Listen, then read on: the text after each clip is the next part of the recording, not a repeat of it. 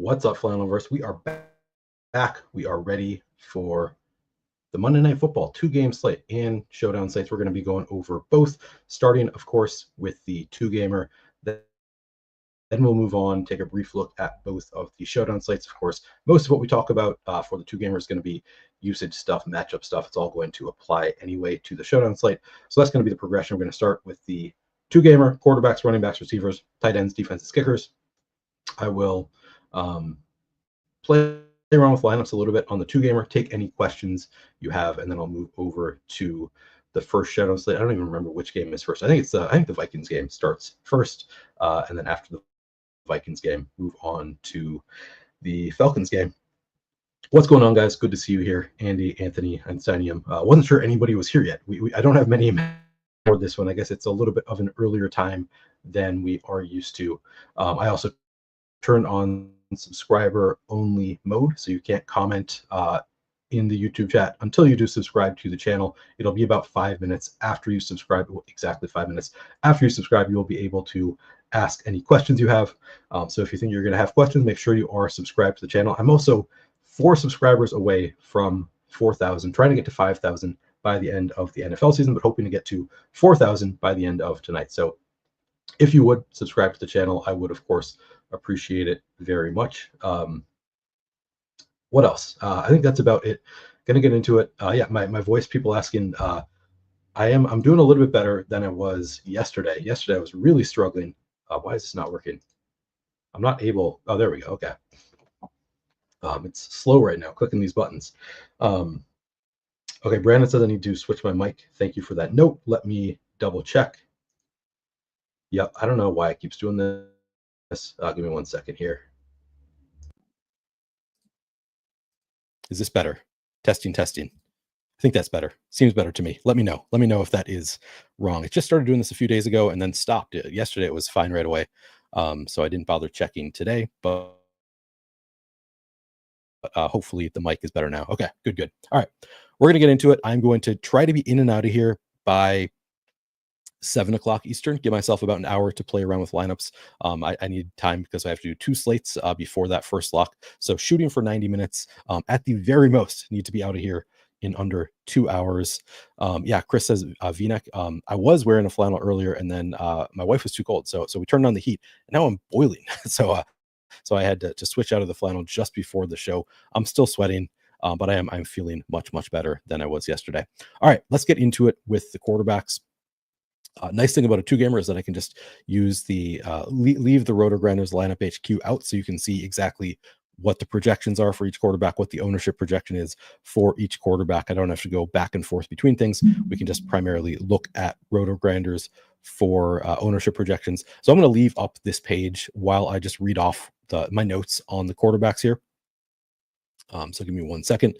So the top projected quarterback on the slate, and actually I did my rankings using fantasy points projection, so it might be different than what you're seeing on the screen, but it should be pretty close. Sam Darnold is the top projected quarterback on the slate.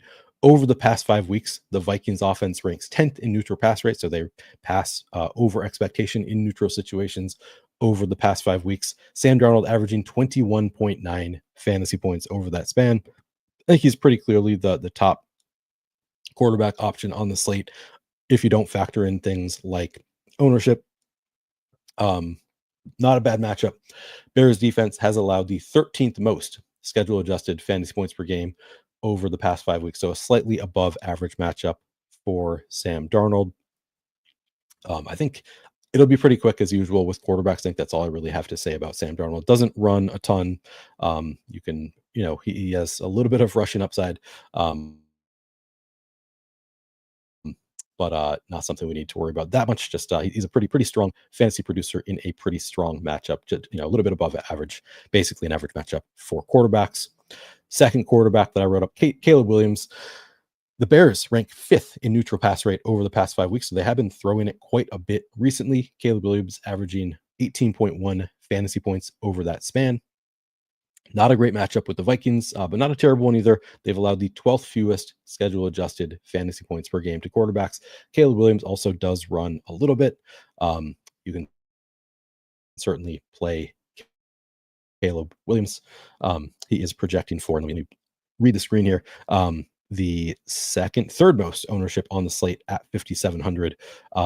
Kirk Cousins actually projecting for slightly more ownership than Caleb Williams. Looks like a pretty strong play. We also have pretty condensed offenses here for both the Vikings and the Bears. I mean, they have the three big receivers and Cole Kmet. I guess you can include the running backs in the stacks as well to some extent. But it's kind of nice having the condensed offenses there. Really, now that I'm thinking about it, every one of these teams is fairly condensed in terms of the passing game, which is kind of nice. We don't have the Bills or the Chiefs on this slate. We kind of know who's going to be getting the ball for the most part. So we've got Darnold, Williams, Kirk Cousins, the third quarterback that I wrote up.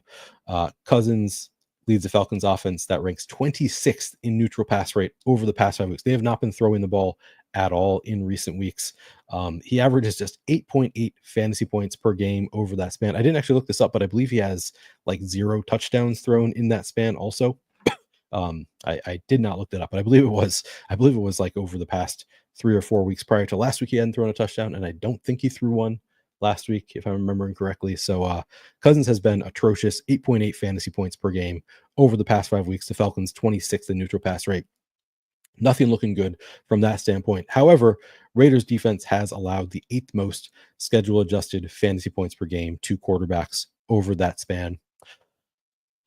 We will get into it a little bit more when we get to running backs, but Bijan Robinson is the chalkiest player on the slate by far. So I'll just say it now. I'm going to be playing a lot of Kirk Cousins. He's going to be the one that I prioritize getting above weight to the field on, even though he has been atrocious. Nobody wants to play him because he's been so bad recently. I shouldn't say nobody. He is the second highest projected quarterback. But I think he's great leverage off of Bijan. You can include Bijan in your stacks also because he does project really well. But I also like the idea of playing some stacks through Kirk Cousins without Bijan. Maybe not the likeliest thing to hit, but again, it's an above average matchup for Kirk Cousins and the passing game. Again, pretty condensed offense, fairly contrarian. And we know that this offense does have upside. It showed it in some games earlier in the year. Again, not recently, but I'm kind of hopeful that maybe in the right matchup here at just 5,500, Kirk Cousins could have a little bit of a bounce back game. So it's a spot where there's not a lot to love in terms of low owned plays, but I think leaning into the Falcons passing game is a way to get a little bit different. And especially if you don't include Bijan in some of those stacks, a way to be leverage yourself against the field a little bit, where Bijan is projected for in some places north of 80% ownership, just insane ownership going to Bijan. So I like the idea of playing it the other way, playing it through the passing game a bit for the Falcons. Just lean into the matchup here.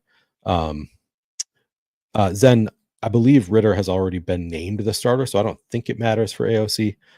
Maybe I'm wrong. I'm pretty sure that the latest I saw is that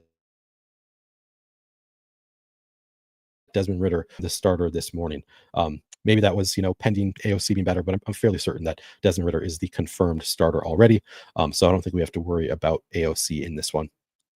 And then Desmond Ritter, the final quarterback to talk about.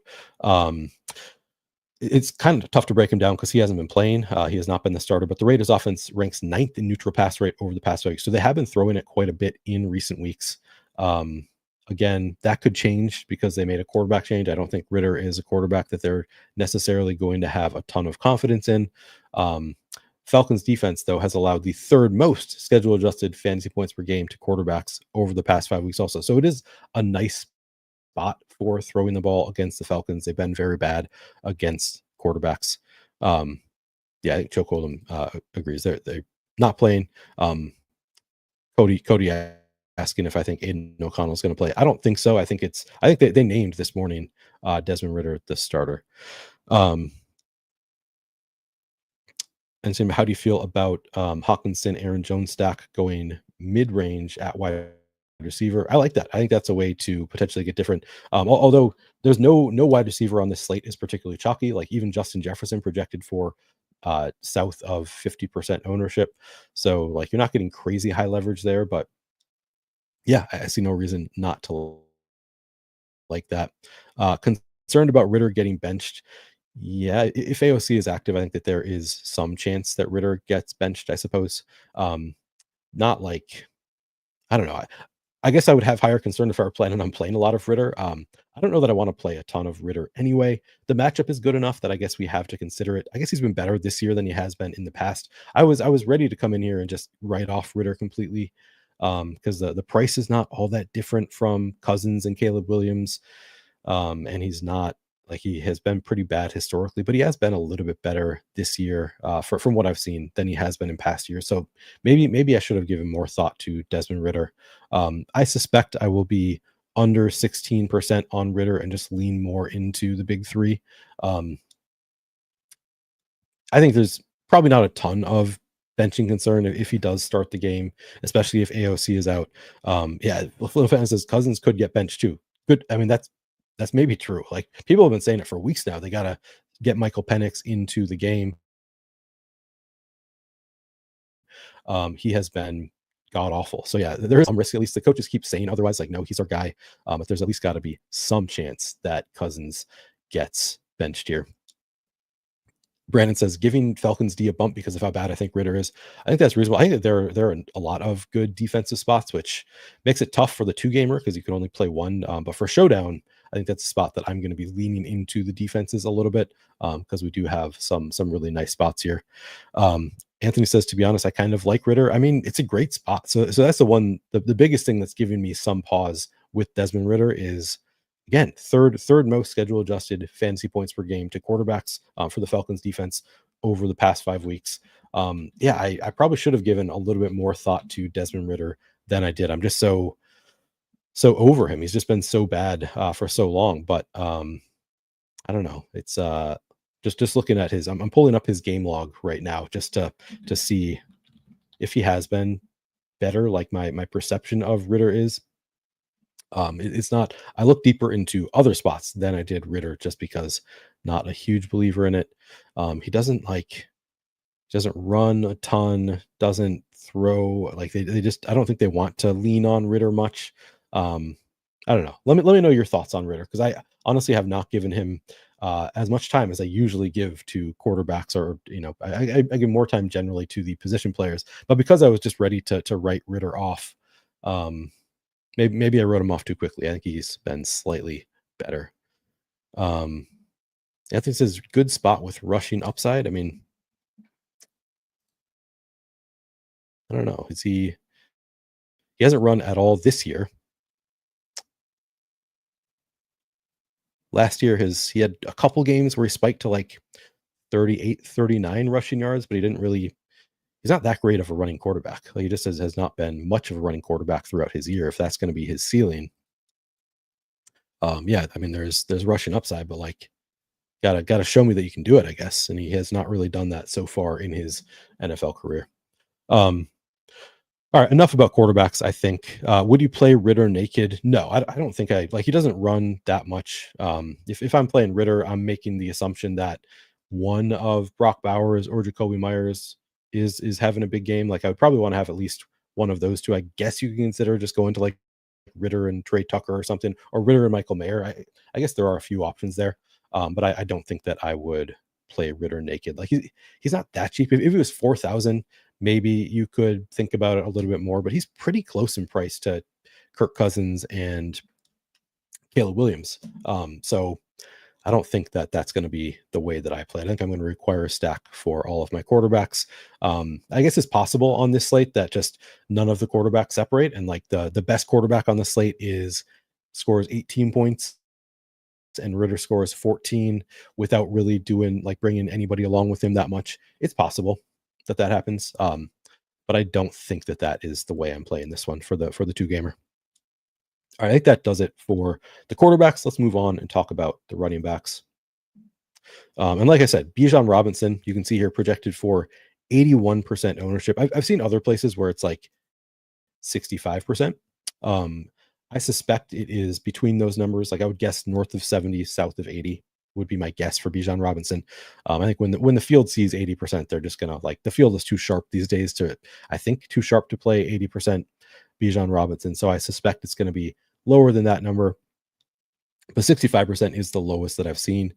So I suspect it is going to be higher than he is projected for. I gotta move my sidebar down. Somebody let me know, are we at 4,000 subscribers yet? We were 4 away before I started this video. Again, if you would subscribe, get me over that 4,000 number, would appreciate it. Bijan Robinson, I mean, the role has been awesome. And I'll read off my numbers here. Over the past 4 games, 80 carries and 16 targets. So we've seen 20 carries and 4 targets per game over the past 4 weeks on 59.7% route participation. So, you know, the 4 targets I don't think are going anywhere. I think could even spike upside there. Looks great. The 80% ownership, like, I kind of get it. However, Raiders defense has allowed the 4th fewest schedule adjusted fantasy points per game to running backs over the past 5 weeks. So it's not a great spot for running backs. Oh, hell yeah. Anthony says it says 4K when I go to the homepage of the channel. I think that means that we are over the 4K mark. So appreciate those of you who have subscribed. I mean, ever, but today, if you helped me get over that 4,000 mark, appreciate you doing so. But appreciate it, all of you, of course. Just looking over the past 5 weeks, it is, as you can see here, bottom 5 matchup for running backs. No real, worse for running backs through the air than on the ground. I don't know. It's 80%, certainly too much. Like, if the field is going to be at 80%, I will happily fade that number. I'll probably still have 50% plus. Like, I think he looks like the best running back on the slate. He's not price prohibitive at what's the price tag again? 7,600, like, is a fairly reasonable price for Bijan Robinson. We honestly don't have great running back options, so I think that plays into it also. Like, if you're fading Bijan Robinson, you're playing Aaron Jones, DeAndre Swift, Sincere McCormick, and Alexander Madison. Like, it's not pretty. Tyler Algier, you can pay down. But I still think, even though it's not pretty, Bijan gets hurt, takes out 80% of the field for you. Like, you're going to feel pretty good about fading Bijan. Even if he doesn't get hurt, I think that there are paths for Bijan to put up 12 fantasy points, 14 fantasy points, something like that, and the others to be close enough at much lower price tags that they are the ones that you want, and you want to pay up at other positions. So I think Bijan, to me, at 80%, I probably shoot for 50 to 60% Bijan, get a little bit underweight to the field, have more lineups that just lean into these other less sure things at running backs. So that is going to be my plan. If you want to play 100% Bijan, I can't really fault you for that. And if you play 100% Bijan, like, you can play it and hope that, you know, the ownership projections are wrong, that everybody like myself is out leveling themselves and he ends up at 50%. And if he ends up at 50%, I'd be pretty happy to have 100% Bijan. I don't think that's the way it's going to go. I think he's going to be at least north of 60%, probably north of 70%. I would be sort of surprised if he is. Yeah, it's good note from Lundar. If he's north of 80%, but that's how he's being projected. So there's definitely a reasonable possibility. Lundar says, isn't Max Crosby fairly solid against the run and he's out? That's true. That does that hurts things a little bit.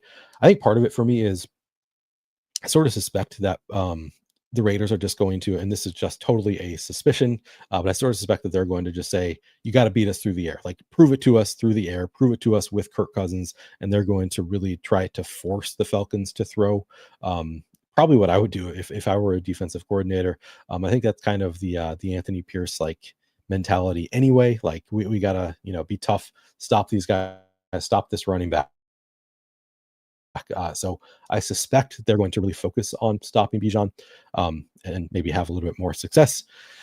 But yeah, that's a good note on Max Crosby being out. The numbers where it's a really tough defensive matchup do assume that Max Crosby is in. So worth noting that at least. But again, I'm not trying to say like I'm full fading Bijan. I think he's a terrible play. I'm just saying at 80%, I'm going to be under that. I'm probably going to be in the 50 to 60% Bijan range. If he comes in at 80%, I'm going to, you know, and he has a big game, I'm probably just going to lose money on this slate. Probably going to lose money on most slates anyway. This is DFS. These are large field tournaments that I'm playing. Oh, and I should note, I'm talking about large field tournaments. If I'm playing a small field tournament, Bijan one of the first players that I get into my lineup. If I'm playing a 100-man field, Bijan almost certainly is going to be in my lineup. I'm talking more about the largest field. I think it's 500,000 the first DraftKings contest. For that contest, I think Bijan at 80% is too high, and I think the easiest path to winning there is, or one of the easiest paths is to fade Bijan, hope that he just has a stinker. Don't hope for injury, but hope for a stub toe. I don't know, and play some of these other running backs. Hope that Aaron Jones, DeAndre Swift, and Sincere McCormick can outscore him. Obviously, would be the best case scenario, or at least just come close enough that the price difference matters. So ultimately, going to be a little bit underweight to the field on Bijan, certainly, or if he comes in at 80%, pretty significantly under the field on Bijan. Tyler Algier in the past 4 games has 28 carries, so 7 carries per game, just 2 targets in those games, so half a target. 7 carries and half a target per game over the past 5 weeks. I like him as leverage off of Bijan. We haven't seen it as much recently, but we've seen it at times throughout their careers together, including this year, that we have seen Tyler Algier just like he's looking good. They keep running it through Tyler Algier and just hope that he gets those goal line carries. So I think Tyler Algier is a pretty awesome leverage play off of Bijan he's not getting no ownership here. He's getting 20% ownership, which for 7 carries and half a target per game over the past 4 games, that's a bit much, but we don't have great pay down options. So I do think that Tyler Algier is somebody that I will be at least with the field at 20%. And he obviously has awesome contingent upside if something were to happen to Bijan. So the ultimate leverage play, much cheaper. I do like Algier. I'll probably be above 20% there, as I do somewhat fade Bijan. I think you can play them together. Obviously, the leverage doesn't work if you play them together. But if you just want to bet on the Falcons running the ball over and over, and Max Crosby being out, maybe that is a significant impact. Maybe we end up seeing Bijan get 22 touches and Tyler Algier get 12, and they both pay off their price tag, and that's the running backs you need. Certainly a good approach, I would say, on a 2-game slate. And maybe that's another way. If you do want to play Bijan, like you throw Tyler Algier into that lineup combinatorially, I think that's going to be really low owned. So I do think that is another way to play it. If you don't want to fade Bijan as the chalk here, I think just throwing Tyler Algier into that lineup does make some sense here, and just hope that they have a lot of success on the ground. Those are the only 2 running backs I'm playing on the Falcons.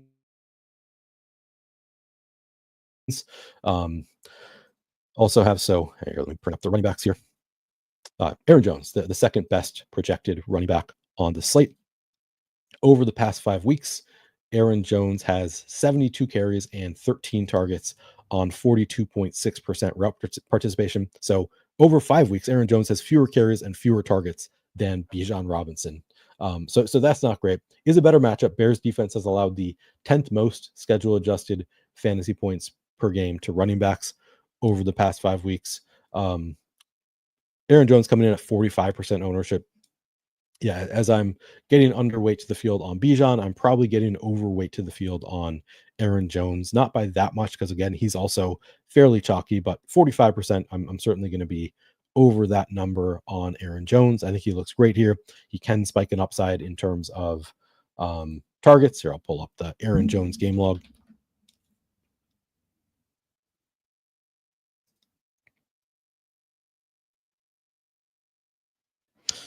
I guess not. Only 6 is his max on the year. So not quite the upside that I thought I remember some games with Aaron Jones having more than that, but still he has games with 6 targets, multiple games with 6 targets on the year. Hasn't been as great in recent weeks, but I think that's just kind of a game flow thing. I think generally Aaron Jones, they trust him certainly in the passing game. They talked about it all offseason, how much they like him in the passing game. And I think that is still true. The carries have been a little bit lower in recent weeks. We can see he had that 22 carry game a few games ago, certainly within his range of outcomes. I think Aaron Jones looks like a great play. It's a home game. Vikings a little bit more likely to take a big lead where they want to lean more into the run game. And also, notably, that was against Chicago, where he had 22 carries in week 12. So I think, Aaron Jones looks pretty great. I'm going to have a good amount of Aaron Jones, probably over 50% Aaron Jones. We have Cam Akers taking over as the wide receiver 2 here. I just want to pull up all of the Vikings just to show you. Ty Chandler, 0 snaps in week 14, 5 snaps in week 13. I guess he can't hurt me anymore as somebody who drafted a lot of Ty Chandler in best ball. I don't have to worry about it anymore. Cam Akers is the RB2 for the Vikings. I'll just pull up Akers game log here so you can take a look at that. Akers over the past 5 games has 35 carries. So again, 7 carries per game and 4 targets. So actually better usage than Tyler Algier, which you don't really think of that with Cam Akers. But yeah, 35 carries over the past 5 games, 4 targets. So just under 1 target and 7 carries per game over the past 5 games for Cam Akers. He had 1 game where he spiked, actually a couple games in weeks 10 and 11, 13, and then 10 carries for Cam Akers in those games. I believe Aaron Jones did get hurt in the second half of one of these games, like in the third quarter, if I'm remembering correctly. I don't remember if that was within the past 5 games, and Cam Akers maybe benefited a little bit as a result. But he has multiple games with over 10 carries in that span, and I don't think Aaron Jones got hurt in both of them. So I don't think that was necessarily the reason. The season's gone on so long at this point that I'm like, man, was that within the past 5 games, or was that maybe earlier? I don't know. But yeah, Cam Akers looks like a strong play with double-digit carry upside. Not getting a ton of ownership, 11% ownership. I like Algier a little bit better as a play, I think, just because of the leverage off of Bijan. But Cam Akers is somebody that I'll mix into a 150 set in the 2-gamer. I think that looks like a strong enough play here that I'm going to mix him in a bit. Obviously, still has great contingent upside. Raphael asks, is it okay to leave 1,000 plus on the table? That's more than I think I'm going to.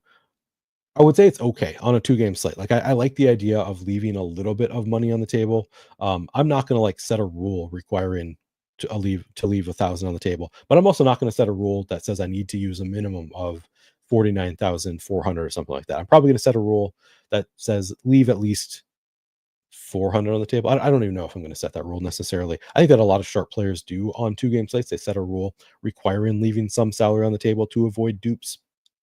I might do it. But it would be like 49,600 or something cap. Leaving 1,000, I think we've seen people win with leaving that much salary on the table. So yeah, I think it is totally fine to leave that much. If you like your lineup, leaving 1,000 on the table, definitely I would say you can. In again the milli maker type setting, or the 500,000 maker type setting, I think that it is reasonable to leave 1,000 plus. I don't think this is the easiest slate to do so, is the tough thing, but yeah, I think it's viable. Okay. Oh, that's so not thank you for the notes. So Nadium says he got hurt in week 10. So that was the week that Aaron Jones got hurt, and we did see Cam Akers. That was one of the 2 weeks that Cam Akers spiked up to 13 carries in that game. The reason I looked through the game log and didn't see it immediately, because Aaron Jones's snap share is so sporadic regardless. And in week 10 he was at 54%, and then he was 55% in week 11. 51% in week 13. So it was like none of these games stood out as like clearly Aaron Jones got hurt in that game. So we did lose some carries to Cam Akers in that game. That's a good note. And then, yeah, he fumbled a couple times in one of, maybe that was week 13 against Arizona. Did he fumble a couple times? I think that's right. So lost some snaps there. Either way, they're like the Vikings have shown that they're willing to lean on Cam Akers if Aaron Jones does fumble, or if he were to get hurt, they would lean on Cam Akers. So again, I don't love him as much as Tyler Algier. Not quite the great leverage play. I don't think that we see Cam Akers, really take on a huge role if Aaron Jones is playing well. Like you can see, like Tyler Algier has been during some games with Bijan Robinson healthy. Like he'll break off a 6-yard run, and then they'll be like, all right, let's just keep going with Tyler Algier.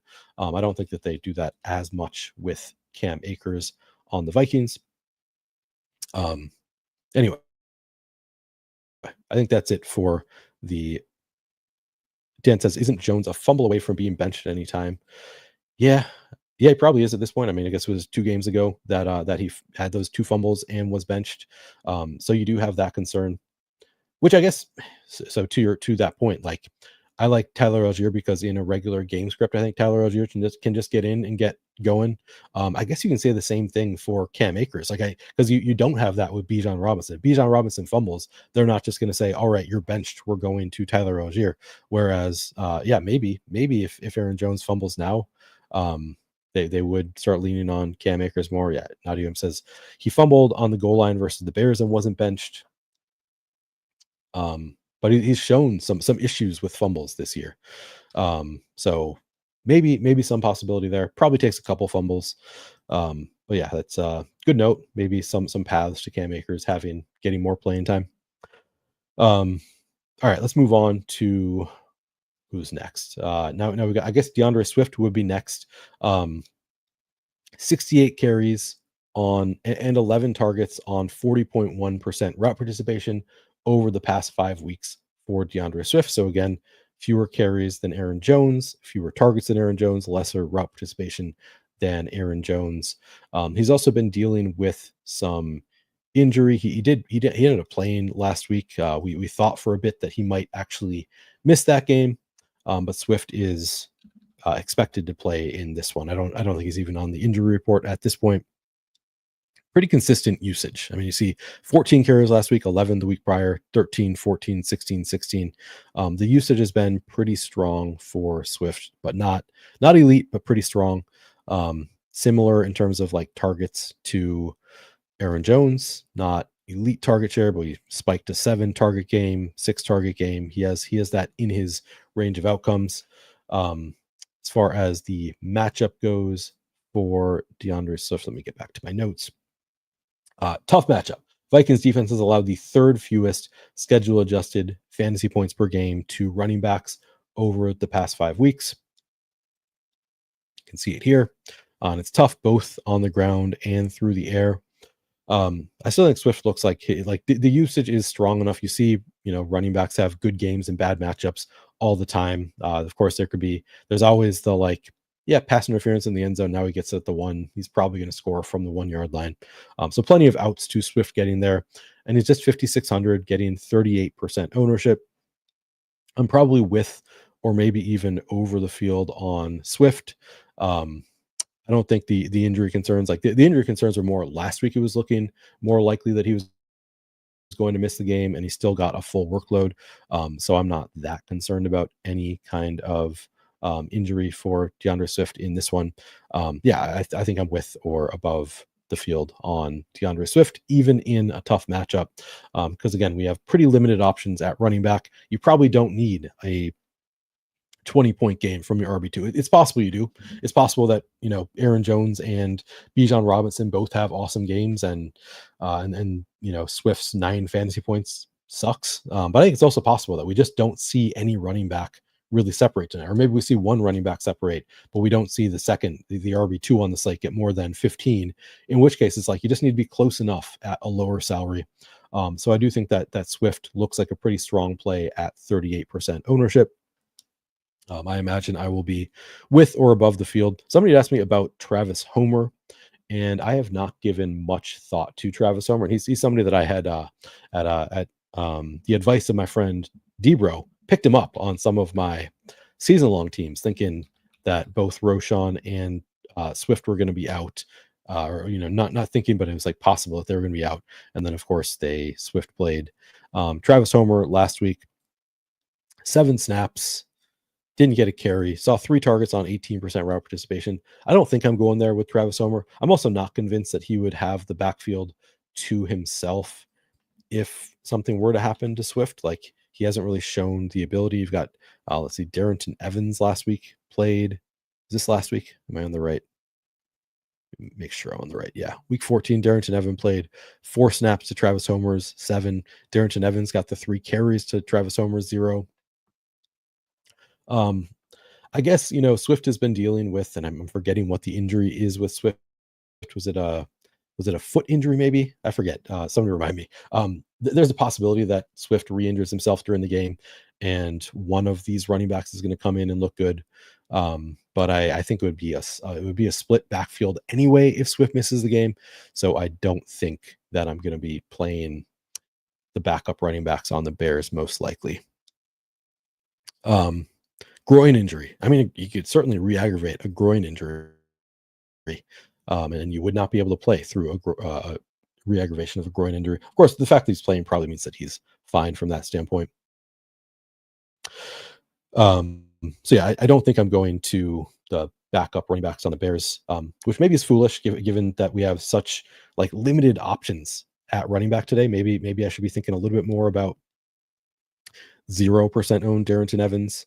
Would he be the best of the? I guess Homer also. He's getting 4% ownership. I'm just looking at the actual 4K options. If you can't even afford Cam Akers, who would be the best of that group? I think I might actually prefer Darrington Evans over Travis Homer, just given that, they were giving Darrington Evans some carries last week and Travis Homer didn't get any. I think he might have the bigger workload if something were to happen. I don't think I'm playing either of them. Ultimately, I guess is the answer there, though. Maybe Travis Homer does catch one of his passes and scores a touchdown, and you get 8 points out of him, and that's exactly what you need on this slate. I guess that's possible. Maybe he has more contingent upside than I think he does. I don't know. Maybe I should consider it a little bit more, but no like great reason to play him other than this could be a really low scoring slate for running backs where one of these backups doing anything like scoring one touchdown and having 8-9 fantasy points like becomes a guy that you want to have in your lineup. I think that's possible on a gross 2-game slate for running backs, but I still don't think I'm going to get there. Sincere McCormick is pretty interesting, and we actually have to change what we're looking at for Sincere McCormick versus the other running backs on this slate, because if you look at his game log, and I pulled up his full game log here, he's played in 3 games, but it's better over the past 2 weeks than it was in his first game. He's just been earning more and more of a role. If you look at just the past 2 weeks for Sincere McCormick, 27 carries, 13.5 carries per game, 4 targets, just 21.5% route participation. So I don't love that they clearly are not like prioritizing him as a pass catching back with just 4 targets and just 21.5% route participation over the past 2 games. But they clearly like Sincere McCormick as a runner. And I would say the coach speak stuff is even better for Sincere McCormick. I thought, hang on, let me pull up Coach Speak Index Discord, which is where I get all of my Coach Speak, or 95% of my Coach Speak. Really a great resource. And it's just been, if you look through the recent Coach Speak for the Raiders, it's like 50% Sincere McCormick, and it's just all glowing from Antonio Pierce. And I'm not even going to bother reading all of it. I'm just going to read the most relevant comments on Sincere McCormick. Let's see. I'm reading through some of them, finding the most relevant stuff. So here's one from the 9th. Antonio Pierce said, so this is after the last game. The last few weeks, he got 6 carries, then 12, then 15 carries. It's going to keep improving, and it will again this week. So he keeps on saying, like, we're just going to keep giving him more carries. And I believe the note here was that Antonio Pierce has been pretty straightforward with his coach speak. Like, he's pretty honest about this stuff. Although I do remember them earlier in the year, I feel like he was sort of lied about this exact thing with like Zamir White. Was like, oh, we really want to rely on Zamir White. So maybe not 100%. I mean, clearly not 100% all the time, but I mean, he noted like the exact carries, and I think is that right? 6, 12, and then 15. Let me actually double check. Is that actually the progression for McCormick? Okay, so 5, 12, and 15 is what we have here. He knows exactly how much work he's giving to Sincere McCormick and says, I want to give him more work. That's going to continue to improve. This week, he was asked about, this week, on whether Sincere McCormick is RB1 when Alexander Madison returns. Yep, he's deserved it. Last week, he was running his tail off, so keep running it. Keep pushing those numbers up. See if we can get him to 100. I mean, like they make it sound like they really want to lean on Sincere McCormick here. So the role looks great for Sincere McCormick. Unfortunately, none of this is a secret. He is getting 46% ownership at 5,100. the field's going to play a ton of Sincere McCormick. But just wanted to note that like there's a reason for it. He all of the coach speak suggests that it is legit. They want to give him the rock over and over. Over the past 5 weeks, Falcons defense has allowed the 8th fewest schedule adjusted fantasy points per game to running backs. So not an ideal matchup for Sincere McCormick. And it's not, it's about this for on the versus through the air. I still like it. I still think that he looks like a strong play. And with Desmond Ridder starting, I do think that there's a possibility that they just say, screw it, let's just the running back over and over. The field kind of thinks that too, clearly, but we might see 20 to 25 carries for Sincere McCormick in this game. Could fall off. Like if they get behind, maybe they just abandon the, which would be kind of a bummer. But I think that McCormick looks great. I'm going to have a good amount of McCormick. I'm probably going to be above weight to 46%, probably over 50% Sincere McCormick for me. Madison, a little bit interesting just from the standpoint, earlier in the year, he was kind of the pass back to some extent, and then he took on a full workload. But I think there's a possibility that they bring him back in and use him as the pass catching back again, like they were. I mean, pull up Madison. Just looking through his game log, I mean, 3 targets, 5 targets, 3, 5, 3, 5. I mean, so they do trust Alexander Madison in the passing game. I think it's probable that they still want to keep him involved as the pass catching back. He is 5,000, so a little bit tough to get there, but because he's only getting 2% ownership, Madison is sort of interesting. Just as a, what if they are lying about the coach speak, or what if they just get behind and abandon the run and lean more on the pass catching back? I think that there are ways that even if they want to go all in on McCormick, if the game script is not quite right, that they could go to some Madison. So I don't want to make it sound like I'm really enthusiastic about Alexander Madison, but I get 2% ownership on a slate, where we're playing against hundreds of thousands of people. I think he's a viable option to play. I think I'd be more inclined to put Madison than Amir Abdullah, just for I think that he has higher likelihood of like if Sincere McCormick got hurt, I think Alexander Madison must be the guy. So I think I would, in that case, I think Madison looks better to me than Amir Abdullah, and Amir getting higher ownership. Neil, would you put 2 running backs in one line? I think I am going to have more lineups that don't have a third running back in one lineup, especially because part of my like fading Bijan to some extent is thinking like that possibly just none of the running backs get there, and like you just don't need, like all you need from running backs is like 11 out of Sincere McCormick and 14 out of Aaron Jones, and then Bijan Robinson at 18 doesn't hurt you as much, because you're forced to play 2 running backs, and then you just hope that like the high scoring wide receivers are outscoring Bijan. So I think that I'm less inclined to play 3 running backs, but if you are playing Bijan, I think that you could certainly play Bijan with Jones and Sincere McCormick. That's certainly reasonable. They're all getting a fair amount of ownership, and the wide receivers are generally coming in at low ownership. So I think generally I'm going to be playing more wide receiver in the flex than running back. But yeah, I'll certainly have some 3 running back lineups also. And again, I'm not like full fading Bijan. I think that he obviously is a pretty strong play. I'm just trying to get underweight to it. All right, let me catch up on chat a little bit here. Actually, let me finish off the running backs. I think that there is, what's the last? I guess I have gone through all of the teams here. Somebody asked me about CJ Ham. I don't think I'm playing any CJ Ham. Like on a 2-game slate, like you just need upside. So like I guess CJ Ham theoretically could score a touchdown, and 7 points is what you need, but I don't think I'm doing it on a 2-game slate. Maybe on the Showdown slate. I guess we'll look at the pricing and the ownership for CJ Ham on Showdown. But yeah, on the 2-gamer, I doubt I play any. Does he still have? Yeah, he has 2 carries on the season, so not even getting like goal line carries. I guess with Jefferson's fumbling issues, you'd think, and one it since week 1 for CJ Ham. Like, that's too thin for me on a 2-gamer. All right, I'll check in on comments now before we move on to wide receivers. Right, we've talked about all the relevant running backs here.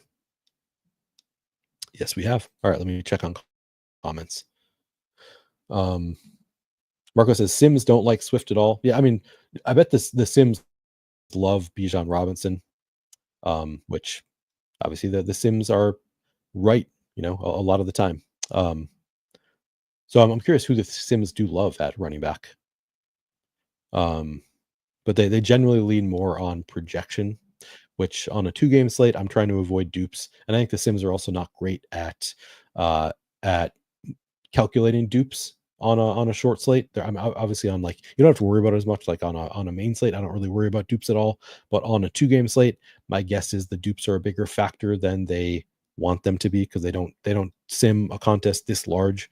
So I don't know. I think that I like getting contrarian a little bit more than the Sims on a 2-gamer. All right, let me. Thank you. Wheels Up says, as someone who values great content, I truly appreciate your effort to not only sound better, but also to ensure the visual quality is top notch. Well done. Appreciate that. I do try with my sidebar here with the flannel background, but I'm certainly not a graphic artist here. What's up, Neil? What's the chalk today on FanDuel? I've not looked at FanDuel yet. Maybe we can look after I'm done with the positions just briefly. I suspect it's the same, though. It's usually the same on both sites. So I would guess that it's going to be Darnold, Bijan, etc. Yeah, this is exactly what I'm thinking, Nadia. So not the best spot. All right. I would not max 1 Bowers and Mayer. No, we saw them both. They both had pretty strong usage last week. The coach speak, and we'll talk about it more when we get to tight end, but the coach speak is like, our best personnel is 12 personnel was a coach speak. So I would not max 1 Bowers and Mayer on a 2-gamer. Yeah, answered. I'm not playing Homer. Let's see.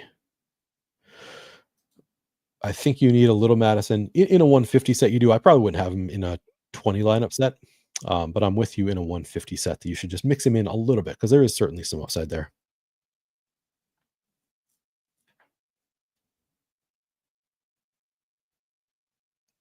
Are you okay with playing Ray and Michael Mayer to get to JJ and Bijan? Yeah, absolutely. Absolutely. All right, let's move on. Let's talk about some wide receivers. Again, appreciate you all. Appreciate you guys getting me to over 4,000 subscribers today. Yesterday, I believe, was the first time I've ever done a show and lost subscribers during a show. I think I lost subscribers during that show, which I kind of get, because I was miserable and you could tell, and my voice was not working. But man, that had not happened before. So appreciate the bounce back today for the effort that I'm putting in here.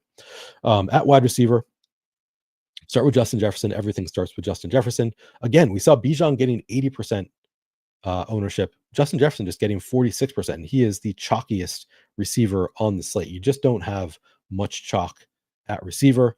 I am going to be a big fan of Justin Jefferson here. Do I need a bring back for Darnold triples? Probably not. No, not on a 2-game slate. I don't think you need it. Justin Jefferson, I'll get back to my notes here. Over the past 5 weeks, 37 targets on 94.7% route participation. Not a great matchup. Bears defense has allowed the 14th fewest schedule adjusted fantasy points per game to wide receivers over the past 5 weeks. I did want to take a little bit of a look here at, and wait, did I move my sidebar down? Nope, I need to move my sidebar down. We're talking about receivers now. I want to look a little bit at the matchups, because I looked at the wide receiver coverage matchup just briefly. Let's start with the schedule adjusted, looking at receivers here. Again, it's a below average matchup for the Vikings. I did note that slot receivers is a better matchup for slot receivers. And I should say now, like before I start looking at the matchup stuff, there can be some inconsistencies in terms of like looking at how good of a matchup is it for slot receivers or left receivers or right receivers. Sometimes you can look at this and you'll see, okay, it's an awesome matchup for slot receivers. And we'll see it today as we look at the Vikings. Jalen Naylor, it is not a great matchup for Vikings in general, but it's actually the sixth best matchup against the Bears for slot receivers, where Jalen Naylor lines up nearly 50% of the time. So it looks like a great matchup for slot receivers in this tool. But then you look at how Jalen Naylor does against different types of defense, and it's man coverage, zone coverage, whatever. And he does poorly against the types of coverage that the Bears play, which is not actually an inconsistency. It's just like in some respects, it's a good matchup for slot receivers, but it's a bad matchup for the types of defense that Jalen Naylor does well against historically. So ultimately, when I see kind of inconsistencies there, I lean into the ownership a little bit. But Justin Jefferson, obviously, it's a plus matchup for Justin Jefferson against primarily zone coverage here. The expected fantasy points per route run, I mean, that's got to be like one of the top, seventh best of all receivers on the week. That's just because he's Justin Jefferson, though. That has nothing to do with the matchup. Jefferson looked great. I will be above weight to Justin Jefferson, and it's not just because I'm a Vikings fan. It's because he's getting 46% ownership, and he clearly has the upside to. And part of it is I'm slightly fading Bijan at really high ownership, and I'm going to be playing overweight to a lot of receivers. And I think Justin Jefferson is the best of the group, getting just 46% ownership. So I will be overweight to Justin Jefferson. He is more expensive. He's $600 more expensive than Bijan Robinson. But I think he looks great, even in what is not a particularly great matchup for Justin Jefferson. You look at the wide receiver. Oh, I thought I had pulled up. Hang on. Pull it up. Wide receiver cornerback matchup. Not being shadowed or anything. Justin Jefferson primarily lines up wide left. If you look at the schedule adjusted for wide left receiver. Oh, no. Sorry, I have this wrong. It is actually a slightly positive matchup for Justin Jefferson in this regard for wide receivers who line up wide left. It's a terrible matchup for wide receivers who line up wide right. And then it's also just the coverage grade itself is good for Justin Jefferson. So all things considered, looks like a pretty strong matchup for Justin Jefferson, despite the Bears being pretty good against receivers overall. I'm going to lean into it. I'm going to be playing a good amount of Justin Jefferson. Jordan Addison is a little bit tougher because, again, he has that bad matchup. If you look at schedule adjusted against right wide receivers, it is the worst possible matchup. And that is, if you look at the wide receiver coverage, that is where fantasy points has Jordan Addison lining up the most. So it's a tough matchup for Jordan Addison, an above average matchup for Justin Jefferson. And then in terms of the coverage grade, though, now here's one of the bigger inconsistencies is it's actually good in terms of Jordan Addison against the types of zone that the Bears play. Jordan Addison looks great here. Even better matchup than Justin Jefferson. He's coming in at low enough ownership at 35% that I imagine I will be with or even above the field on Jordan Addison. He's only 5,900. His role has been just awesome in recent weeks. I'll read off my note. Jordan Addison, over the past 5 weeks, 37 targets on 81.1% route participation. So equaling Justin Jefferson in terms of targets, even though he's running significantly fewer routes. So all things considered, you kind of, weight the positives and the negatives of the matchup. He's getting low enough ownership that I think for his role, I probably come in with, or maybe even slightly above the field at 35% ownership on Addison. Looks like a strong play here. Okay.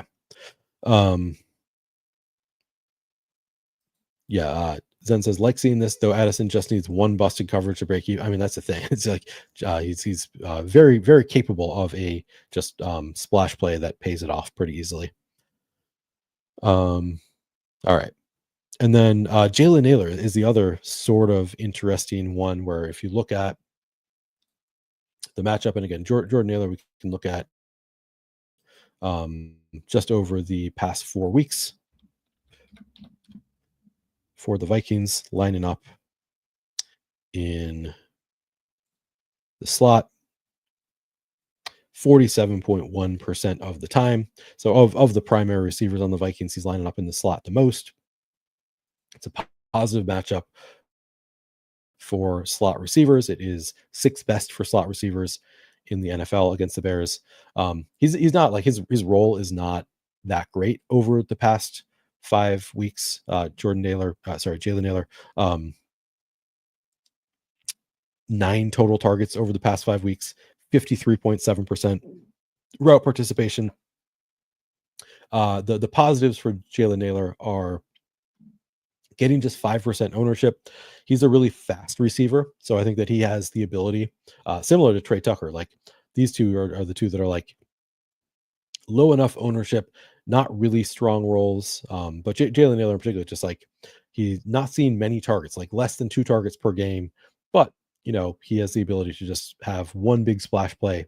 And at 3,200, that can be enough to just have 11 fantasy points might be all you need from Jalen Naylor on a slate where I think it could be a pretty low scoring slate. I might be wrong. It's hard to predict, but I think that there's a pretty wide range of outcomes in terms of how this slate goes overall. I think it could just be a low scoring slate where 11 points or 12 points from Jalen Naylor at 3,200 is enough that you want, or even like 9 points might be enough at 3,200. So I think if he scores a touchdown, there's a very real possibility that you're going to want to have Jalen Naylor, even if he doesn't do much else other than one touchdown. And he's the type of player that can just break off a long touchdown on limited opportunities. So I think Jalen Naylor looks like pretty strong dart throw play. But again, he's getting 5% ownership. I might have 8-10%, something like that, of Jalen Naylor. Just like I want to take that dart throw in large field tournaments. He's also very, very live to be a 0. So keep that in mind. If you're playing anything other than the largest field contest, you're taking a 0 or like a 2 fantasy point game a good chunk of the game, a good chunk of the time. A lot of risk there. But for the large field lotto, I like the idea of taking some dart throws on Jalen Naylor, hoping that he can just break one. And that's it as far as Vikings receivers. I'm not playing any Powell or any of the other Vikings receivers on the 2-gamer. All right. We're an hour in already. All right. And I'm trying to get out of here in the next half hour. Maybe 45 minutes is realistic. Dan Riley says Naylor versus Mayer at that price. And Mayer also coming in at lower ownership. And we'll talk about the tight ends. But I do really like Mayer today too. So I'm going to have more of Mayer than Naylor for sure. If that is the decision you're making. All right. So moving on beyond the Vikings. Next up, we have Drake London is the second highest projected, or second highest in terms of salary and projection, I think. Yeah. Projected for 41% ownership at 6,400 is Drake London. Again, I'm going to be playing a lot of Kirk Cousins and Kirk Cousins stacks. kind of strange to see London getting this much. I guess Cousins is getting ownership. I keep thinking Cousins is pretty contrarian. He's not as contrarian as I would like him to be, but 40 targets over the past 4 games for Drake London, 87.7% route participation. The usage has been very, very strong in recent weeks for Drake London. Some people will tell you he does not have, has not shown major upside in the NFL. He doesn't have I don't know if he has any 30-point games or anything like that. On a 2-game slate, you don't have to worry quite as much about slate breaking upside to that extent, because 19 fantasy points on a 2-game slate is enough to potentially, if it's a low scoring one, to be the player that you absolutely need. So I like London quite a bit. Raiders defense has also allowed the second most schedule adjusted fantasy points per game to wide receivers over the past 5 weeks. And again, I think we should look closer at the matchup So we have Drake London lining up primarily wide right. See here, pretty big advantage for Drake London.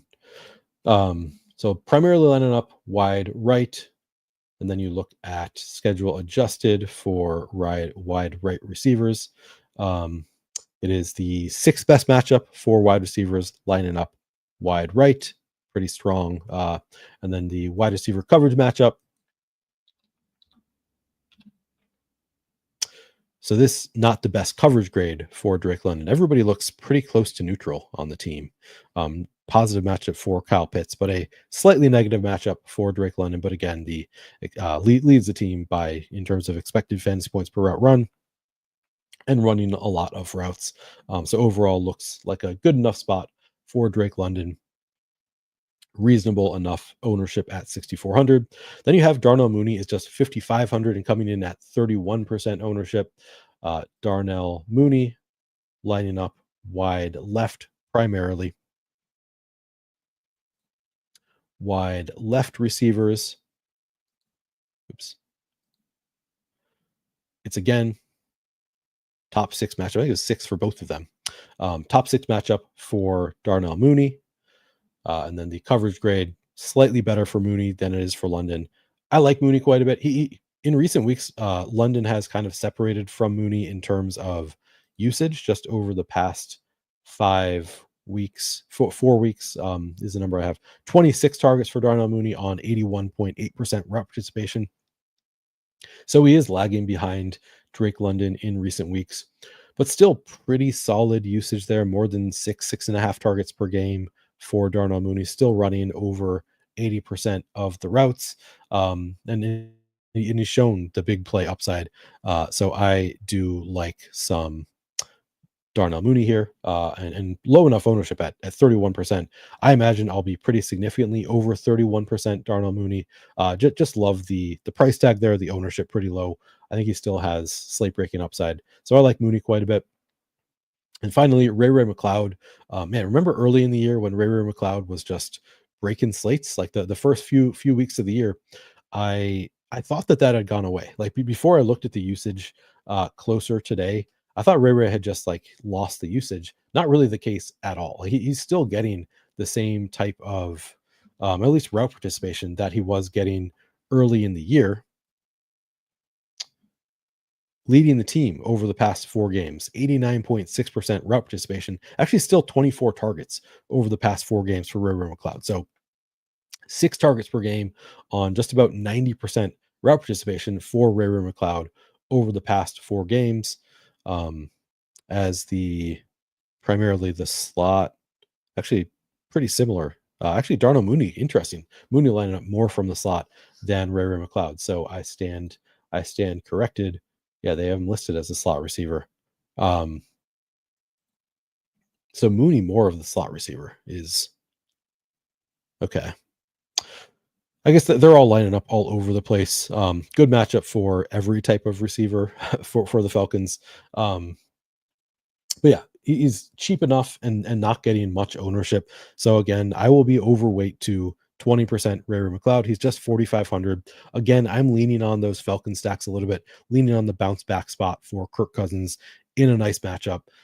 So this will be a spot that I am getting overweight to 20% Ray McLeod. I don't think we have to worry about any other receivers on the Falcons. Next up, we have the Bears. And the Bears, again, pretty condensed. We've got DJ Moore, we've got Keenan Allen, we've got Rome Odunze. I don't think you have to play anybody else of the Bears receivers. Over the past 5 weeks, DJ Moore has 43 targets on 94.9% route participation. And Vikings has allowed the 7th most schedule adjusted fantasy points per game to wide receiver over the past 5 weeks. Worth noting. So nice matchup for receivers against the Vikings. This will be another spot where you can see slot receiver, the one that it's a totally neutral matchup. But then Romo Odunze lines up in the slot and has a great coverage grade. But either way, we'll DJ Moore getting 40% ownership. Again, over 8 targets per game over the past 5 weeks. The coverage grade for the Bears favors Rome Odunze the most. Again, so it's not a great matchup for slot receivers, but it is a great matchup for Rome Odunze specifically in terms of coverage that he does well against. Slightly negative matchup for DJ Moore.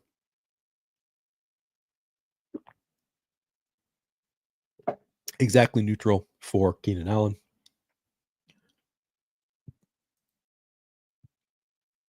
All in all, looks like a pretty strong matchup for the Bears over the past 5 weeks. The Vikings defense, I think is still a pretty solid one. I think they could shut down Caleb Williams, but they have not really been great recently. So I do think, very, very much playable given the volume that these receivers are getting in recent weeks. So again, we have DJ Moore getting 40% ownership, Keenan Allen 32%, Rome Odunze just 20% ownership at 5,300. Again, I'm going to be playing overweight to Rome Odunze, certainly. But DJ Moore, again, 43 targets over the past 5 weeks. Keenan Allen, 42 targets over the past 5 weeks on 85.7% route participation. And then Rome Odunze, 82% route participation and 36 targets over the past 5 weeks. So more than 7 targets per game for Rome Odunze over the past 5 weeks. And even though it's not a great spot for slot receivers, it is, in terms of the coverage grade, a great matchup as far as what Rome Odunze has had success against. So I'm going to lean into that. Where he's getting low ownership, I'm just going to assume that this is a matchup that Rome Odunze can take advantage of, and I will have a lot of Rome Odunze, more than 20%, certainly. Moore and Allen, I'm not totally sure that I'll be too far off from the field there. Not as big of priorities, but I think both look like strong plays. I want to be probably with the field on both of them. And that's it for the Bears receivers. And then finally, we have the Raiders. Jacoby Myers. And I should note, while we're talking about the Raiders, actually, let's take a look at the game log. Now that I'm thinking about it, because we had Michael Mayer had his biggest game of the season in terms of route participation and targets last week. And Antonio Pierce said after the game, and I mentioned this earlier, 12 personnel is our best personnel, 12 personnel where they use 2 tight ends. And I want to see if that has actually cut into any of the receivers. And last week would be the best indication of who might lose some routes here. And not really for Trey Tucker and Jacoby Myers, the only 2 that I really want to play anyway.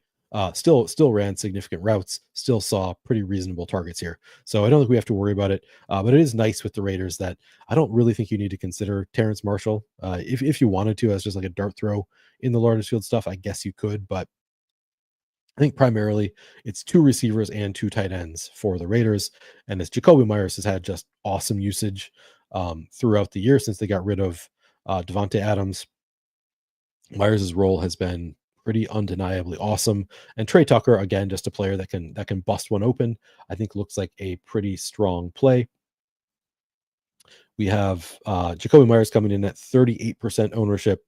I think that seems pretty strong at 5,700. So again, why I think I'm playing more receivers than running backs, and more often than I have receiver in the flex is a lot of receivers that look pretty good at price here. I think Jacoby Myers looks like a really strong play at 5,700. And then Trey Tucker, again, pretty strong dart throw here at 4,100. 5 targets last week. If you look at over the past 4 weeks, I've got 18 targets. So more than 4 targets per game over the past 4 weeks on 89.8% route participation.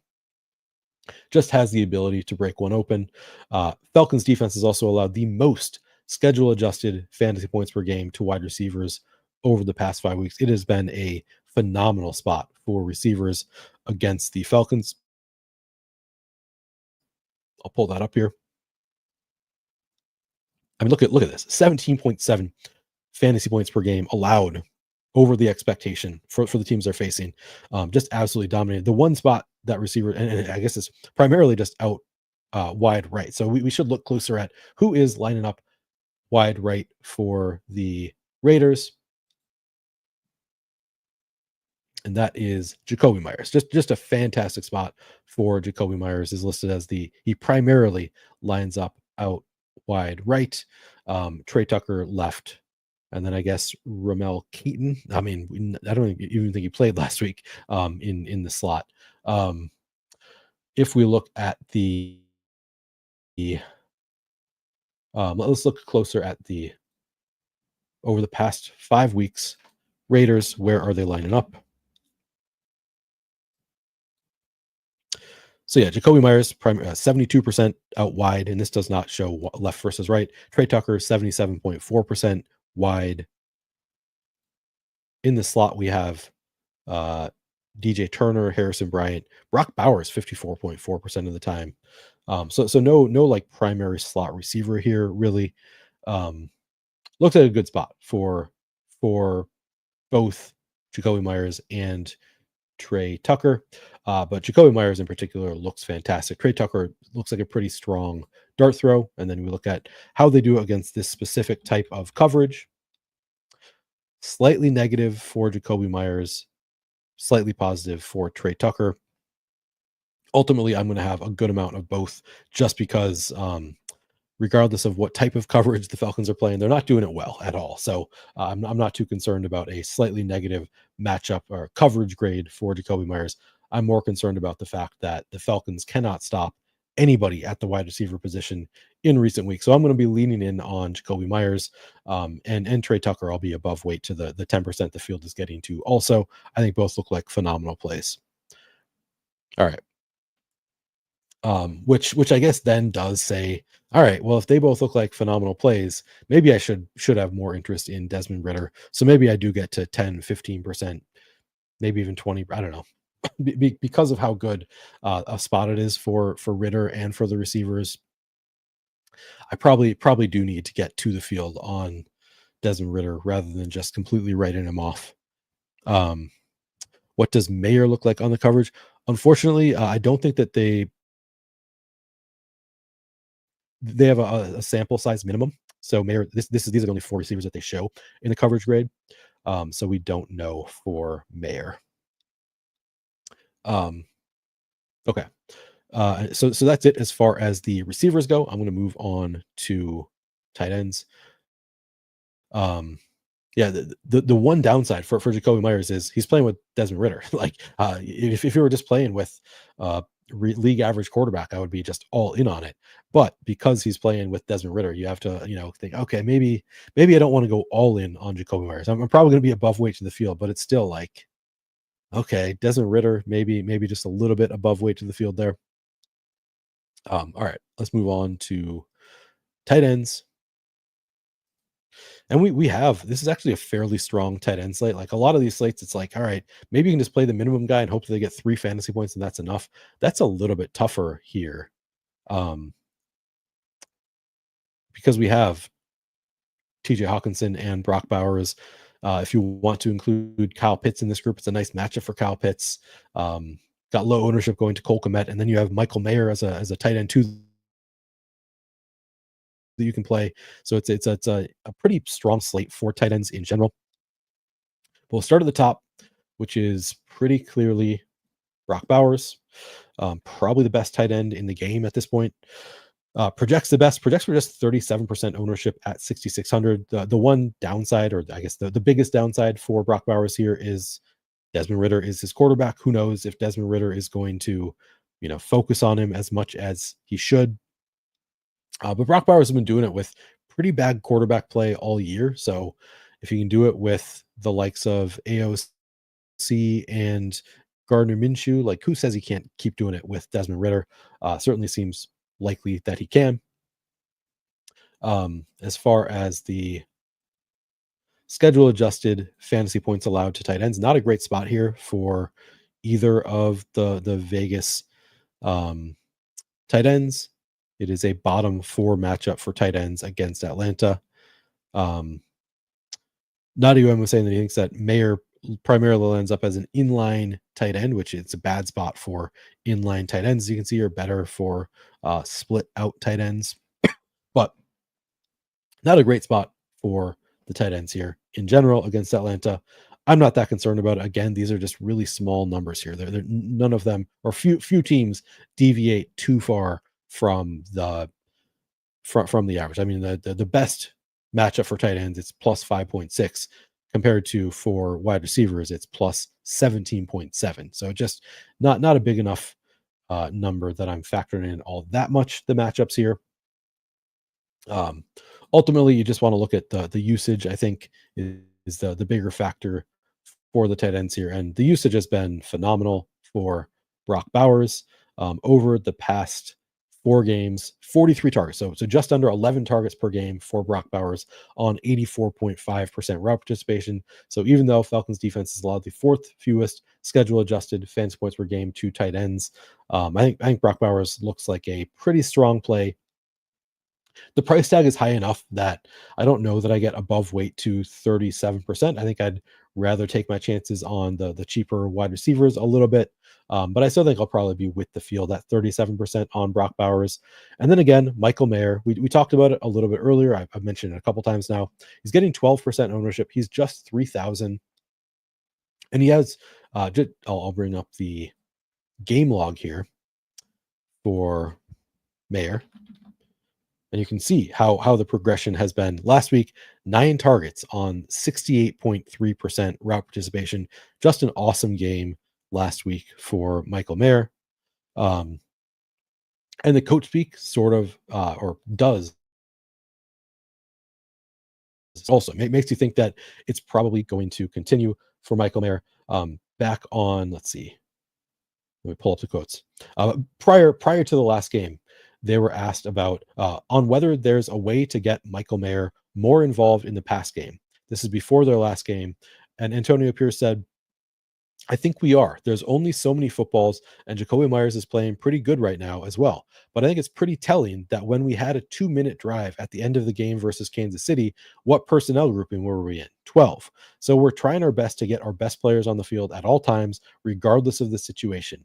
Not too many teams, I think, play 12 personnel in a 2-minute drive. That's before then we saw the game last week where he had those 9 targets on 68% route participation. So really promising. And then again, this week reiterated our best 12 personnel is our best personnel. Yeah, just everything looks really good for Michael Mayer. I think if we can expect this type of route participation, even if the targets drop a little bit, he's too cheap for his role on the Raiders right now. And he's also, I kind of like it on a short slate like this that his targets are not super far down the field. Like in some ways, like, yeah, it's great. You can see the big upside on the guys with the huge ADOT, but also an ADOT of nine targets at 7.1 ADOT. It's more likely that he's going to catch 7 of those targets if he's not being thrown the ball really far down the field. And this is on DraftKings. It's a PPR site. 7 receptions. That's 7 fantasy points plus whatever yardage he gets at 3,000. You're basically paying it off with just the receptions, even if they're lateral throws. So I think I like it when a tight end is getting thrown the ball quite a bit short and they're expensive, like really easy to pay off that salary. So I really like Michael Mayer. Of course, there's a chance that, this is just a 1-game sample of 68%. Prior to that is 29%, 30%, 44%. There's a chance it just reverts, but I think because the coach speak sort of suggests to me that they want to continue getting Michael Mayer the ball, I like him quite a bit. He's going to be one of my favorite plays on the slate. Just hope that he continues to see a lot of those short passes. If he scores a touchdown, like wheels up, but even without a touchdown, if he gets 9 targets, I'll take that all day. Okay. Travis says Raiders getting 0 points tonight. I doubt that. But even if they do get 0 points tonight, I don't care about that for Michael Mayer. If he gets 9 targets and they're 7 yards down the field, he catches 6 of them, 7 of them. He's paying off his price tag, like almost certainly paying off the $3,000 price tag. So I like Michael Mayer, probably my favorite tight end on the slate, all things considered. Now watch him get 3 targets and catch 1 of them for 5 yards. It's possible that he does revert considerably, but I'm willing to take shots at. I think 12% is actually the most ownership I've seen on Michael Mayer. So I will be leaning in there quite a bit. Would lean in more if we didn't have some other great situations here. TJ Hawkinson, 31% projected ownership at just 4,800. Also looks like a pretty strong bet here. I'll read off my notes on Hawkinson. 29 targets over the past 5 weeks. So just under 6 targets per game for TJ Hawkinson on 67.4% route participation. Exactly middling matchup. Bears defense allowed the 17th most schedule adjusted fantasy points per game to tight ends over the past 5 weeks. So I think Hawkinson looks like a strong play at 4,800. Can pull up his game log here. 5 targets last week, 4 targets the week prior to that, 8 targets, 3, 9. So a couple games where he just did see pretty significant targets here. The route participation has been better the past few weeks, 76%, 67%, 76%. Looks like a strong play. You kind of know what you're getting with TJ Hawkinson. Can just spike a random 10 target game, scores a touchdown. You're going to want to have him in your lineup. He's had a couple big fantasy games over this span. 14.9 fantasy point game. And that's not even, I think he had over 100 yards. That would be 17.9 on DraftKings, an 11.2 fantasy point game. And this is half PPR. PPR, 18.4, 15.2, not including any kind of 100-yard bonus there, which I think you reached at one of those games. Am I right about that? Let's see. Yeah, 114, one of those games. Clearly has the upside even without scoring touchdowns. So at 4,800, yeah, TJ Hawkinson looks like a pretty great play here. I could see this is a slate where I could definitely see myself getting into some 2 tight end lineups. So again, a reason that I think I'm probably not going to have as many 3 running back lineups on this slate as the field, because I like 4 wide receiver or 2 tight end lineups better in general. And I don't think I'm going to go to any like Josh Oliver. Did I even have a note on Josh Oliver? I think I like the other tight ends enough that I'm just going to play more of the tight ends that I feel stronger about than the Josh Oliver types. I mean, it's possible that Josh Oliver scored the touchdown, so maybe it's worth it to mix in Josh Oliver. Don't know Bryce Oliver.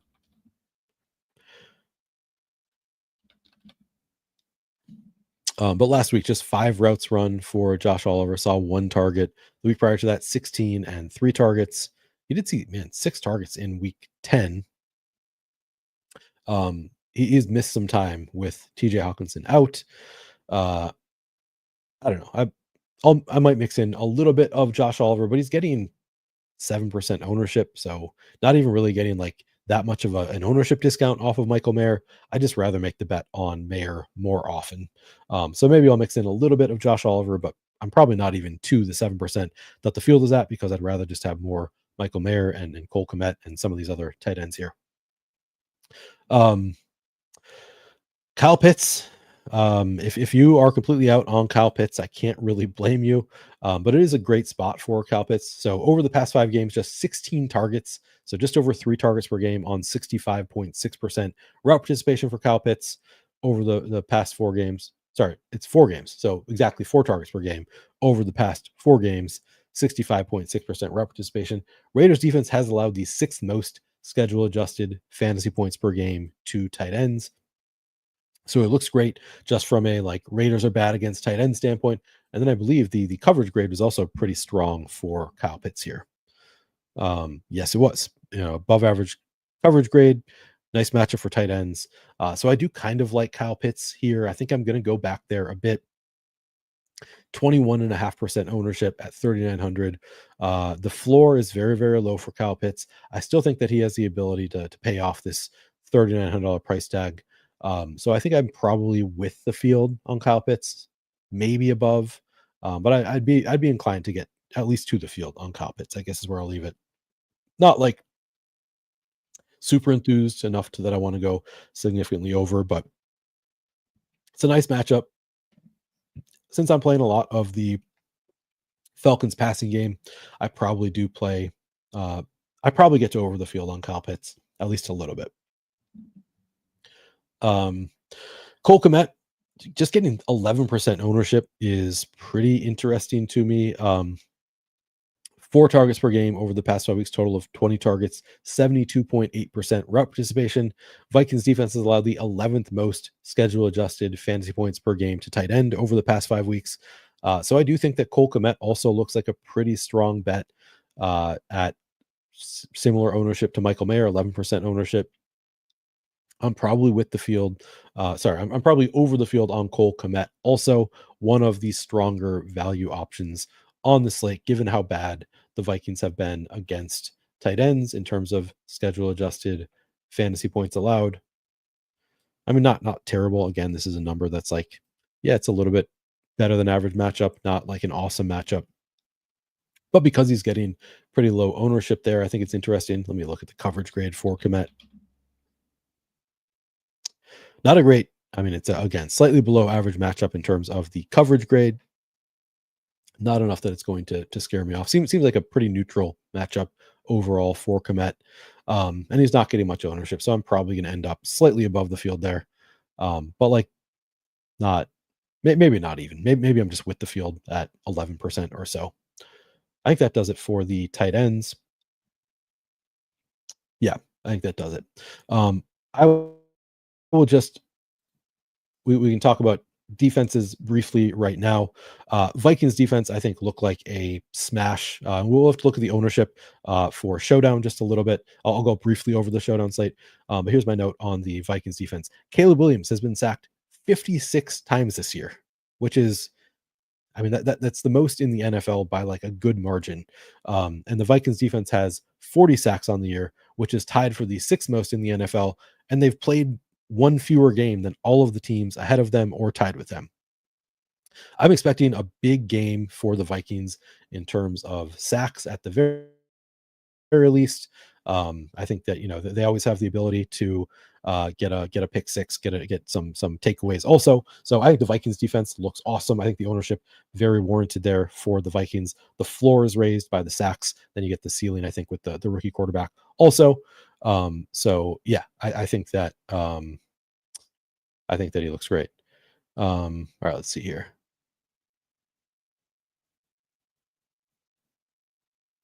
Ando asks, how does Mayer impact Brock Bowers and vice versa? I don't think much. I think it impacts any third potential wide receiver just based on the coach speak and what we saw last week. Like they both, you know, got their target. I guess Bowers had a bad game last week, but I'm not that concerned about it. I think that they're just playing more 2 tight end sets, and I think they can both eat. Is at least my read on the situation. I don't really think that they impact each other like you would expect with a starter and a backup tight end. I think they're just like they're kind of both starters. But yeah, the defenses in general, the problem with leaning too much into one defense is, okay, so you've got Vikings. I'm expecting a lot of sacks on Caleb Williams. They're getting a lot of ownership. Falcons are playing against Desmond Ridder, and they're getting just 19.5% ownership. So it's a bad defense, but a great spot here for the Falcons defense. Raiders, similarly, playing against Kirk Cousins, who has been terrible in recent weeks, thrown several interceptions, has not been throwing any touchdowns.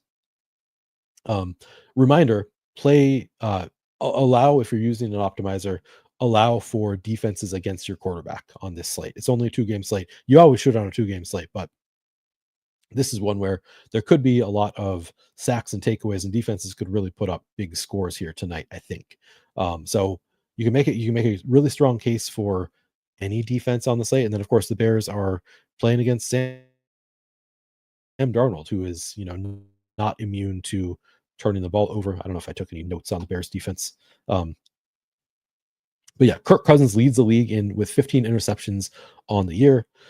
Desmond Ridder, just not great. Vikings defense. And then of course you can always make a case for it. Bears just have probably the second best defense behind the Vikings on the slate. They have a really strong defense, and they're playing against Sam Darnold. So really all of the defenses look pretty strong. It's sort of hard to choose a defense on a 2-game slate. Often you just want to lean more into the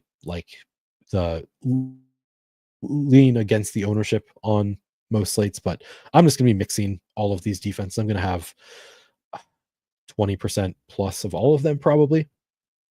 But I do think like the ownership is warranted on the Vikings. Bears are only 2,300. Also, like you can make a really strong case for any of these defenses. I think it's the better argument is you should be playing defenses in Showdown. I think is really what I'm getting at here.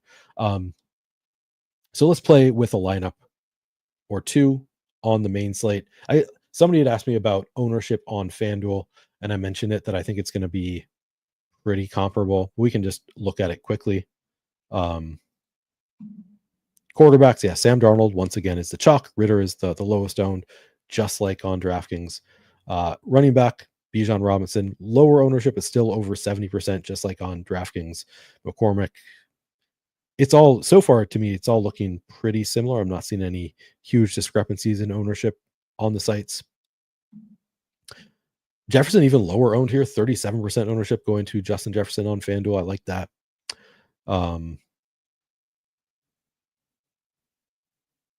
Rome just getting 22%, Addison 35%, Ray 20%, Naylor again 6% on FanDuel, even better on FanDuel because you can without racking up a lot of PPR points. So I like Naylor at 6%. Trey Tucker at 16% looks pretty strong. But for the most part, it's looking like the ownership is really, really similar on both sites. Mayer getting just 9% on FanDuel. I like that at 4,900. Cole Kmet just 200 more expensive, also getting 14%. Seems pretty good. No big differences in terms of the ownership on the sites for who had been asking earlier. All right, let's play around with a lineup real quick. So I'll build in some of my favorites. So if I do want to get away from Bijan, I guess I would go with, I think Aaron Jones would be the first player in my lineup. Go with either Swift or McCormick. I'm going to throw McCormick in there. I like Jacoby Myers. I like Justin Jefferson quite a bit. Do I want to go Drake London? I'm going to try a Darnold Mooney lineup here. Now do I go double? I could go double tight end with, let's see how this works. If I go Mayer.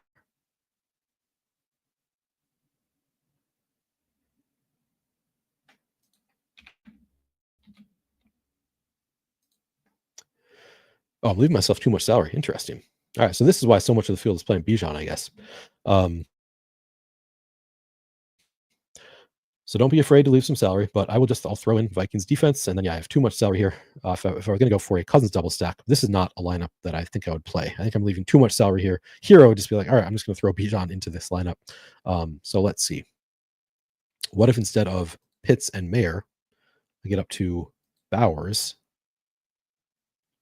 Now I've just got a single stack there. Now I have too many Raiders, I think. Now if I go away from McCormick, maybe I swap to Drake London from Jacoby Myers. Where else can I swap here? Oh, and off of Vikings defense. Let's do that. Drake London, Falcons defense. Falcons defense against 3 Raiders. Bold. If we use this, or we could leave a little salary on the table. Wait, was I going to make a? No, I'm leaning heavily into the Atlanta Las Vegas stack. See, this is one where if you wanted to, you could swap. This is again why we're getting so much ownership going to Bijan. Is you could swap off of Bowers. You can flip these, put Mayer in the tight end spot, and just play Bijan in the flex if you wanted to. And it would look better with the Cousins stack. This one's using the full salary. So maybe instead of Falcons defense, I mean Bears defense. I'm only playing, I guess I'm playing 2 Vikings, but this looks like I think a pretty strong large field GPP lineup. You've got Cousins with London and Mooney. You're not playing Bijan, so you've got some leverage off of the Bijan ownership, playing Aaron Jones and Justin Jefferson from the Vikings. Sincere McCormick, Brock Bowers, and Mayer, the double tight end that I don't think a ton of people are going to play. I think this looks okay. This is going to be not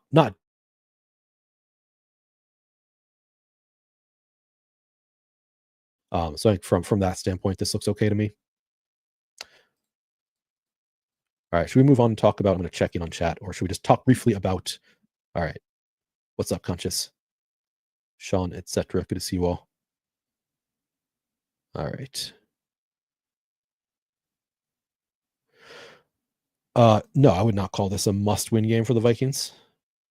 Vikings are. I mean, it's a very much want game for the Vikings. If they're going to have a shot at beating out the Lions, like now is time to strike, keep it close. But I would not call it a must-win game.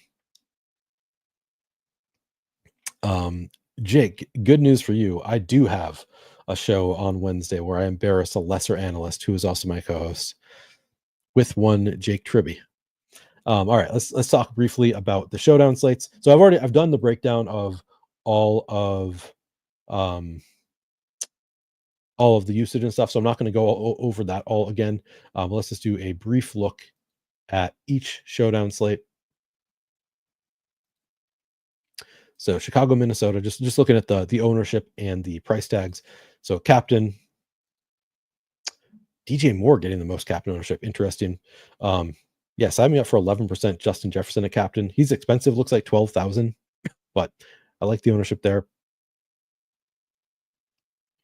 DeAndre Swift getting just sub 6% ownership. I like that. Odunze sub 4%. I will lean in on sub 4% Odunze here. Again, the field is very much off him. Is that right? Aaron Jones, 3% ownership. Yeah, I mean, I'll take that all day. At captain, Aaron Jones, sub 3% at captain. I like that quite a bit. Bears defense, 3%. I think this is a spot where the defenses at captain are going to make some sense. Where's Vikings defense? Vikings defense at 0% captain ownership. I will have some, I'll say that much. I'll have some Vikings defense captain ownership. I'll probably set a minimum of like 4%. Lean in a bit on my Vikings. In the flex, Sam Darnold getting the most ownership. DJ Moore not far behind. Jefferson looks good.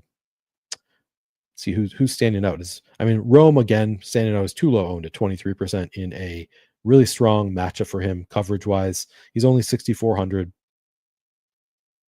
And for those who don't know, Jake Tribby I invited to be on the show today, but he had a dentist appointment this afternoon, so could not make it onto the show, but really enjoyed doing the show with Jake Tribby a couple weeks ago. Hoping to get another one of those shows on the books soon for the two of us. Again, Bears and Vikings defense. Man, okay, so Vikings defense way more expensive than the Bears defense. I guess that's part of the reasoning for it. I'm going to be above weight to both. I think it's a great spot for both defenses. Jalen Naylor at 8% looks awesome at 3,200. Where was the Cole Kmet? 13% ownership on the showdown slate.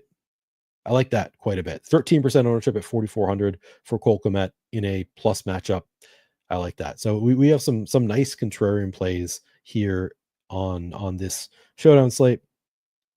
Again, Jones just 34% ownership.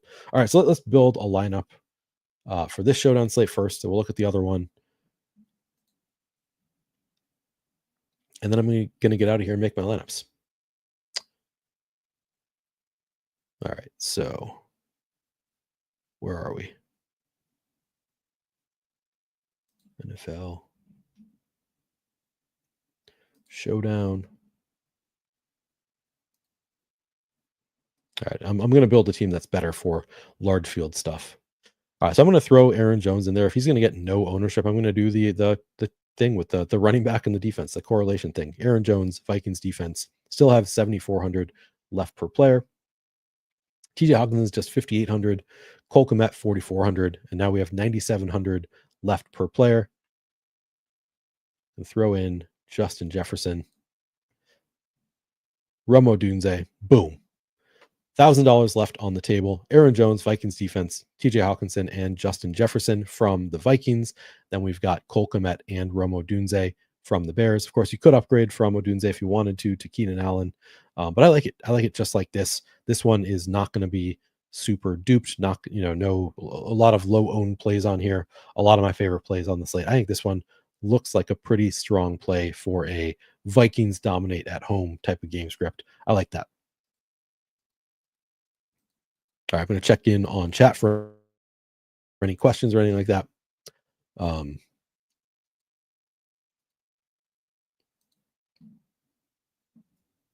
right, I'm not seeing any questions. Ben Snappin says Cole is a cheat code. I think he looks great. Yeah. Grant says Green Bay captain almost got there last night. Thankfully, it didn't. I was recommending the Green Bay defense. Come on. Although I think I set a minimum of like 4% on that one. So, and I don't think I had the nuts there anyway. All right. Sean says, I am lit, Neil. I ramble. Appreciate you, Sean. Keith says, I'm hearing a ton of Bijan fade stuff. You mean elsewhere? Keith, I thought I was your exclusive analyst. All right. So maybe he comes in lower owned than he's being projected for. That's possible. He's still going to get a lot of ownership just because, like, as building my lineup, I was like, I can kind of see why he's getting so much ownership because it's so easy to fit him in. All right, let's do one more here. What if we do I just did an Aaron Jones captain lineup. Moore's the chalk. I mean, Odunze, like, nice leverage off of Moore also. Now let's do a different type of lineup. So we got Rome at captain with Caleb Williams. Maybe this is a game where Caleb has more success. Could throw in Komet again. Maybe Darnold struggles and it's Bears defense you need.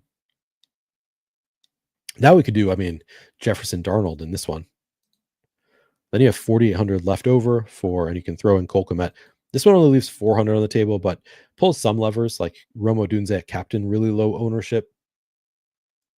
Bears defense against Darnold and Jefferson maybe brings down the ownership a bit. You've got Rome with just one other pass. I think this looks pretty good for a large field GPP. $400 left over. Probably gets duped some, but not a ton, I wouldn't think. So I think that looks pretty good. All right. I think I'm going to move to the other game now. All right.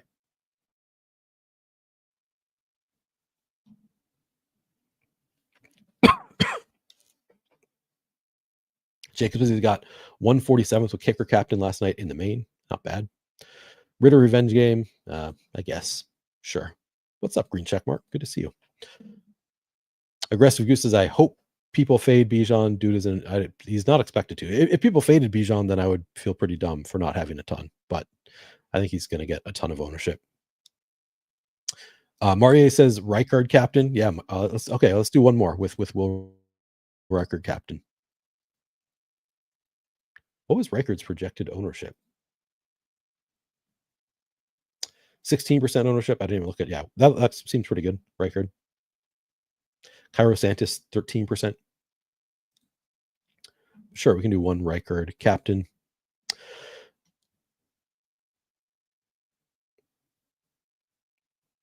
Maybe Hawk. Jefferson.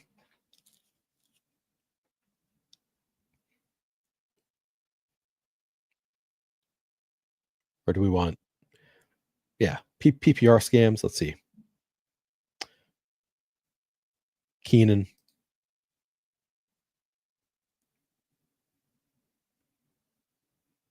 We've got both Hawkinson and Jefferson, so maybe Darnold throws at least one touchdown, and then Odunze again. 700 left on the table. You've got the major stack of Darnold with Jefferson and Hawkinson, but maybe they don't get into the end zone more than a couple times. They settle for 3 field goals. 4, I guess probably you need 3 long field goals maybe is enough for this lineup. Keenan Allen and Odunze racking up some PPR points. That could work, I think, for a large field GPP. All right, let's move on to the other showdown slate. Give it a brief look.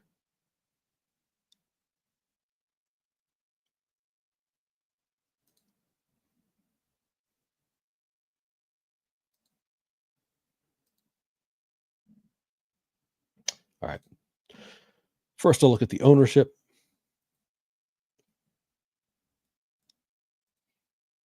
At captain, Bijan is the chalk at about 26% projected ownership at captain.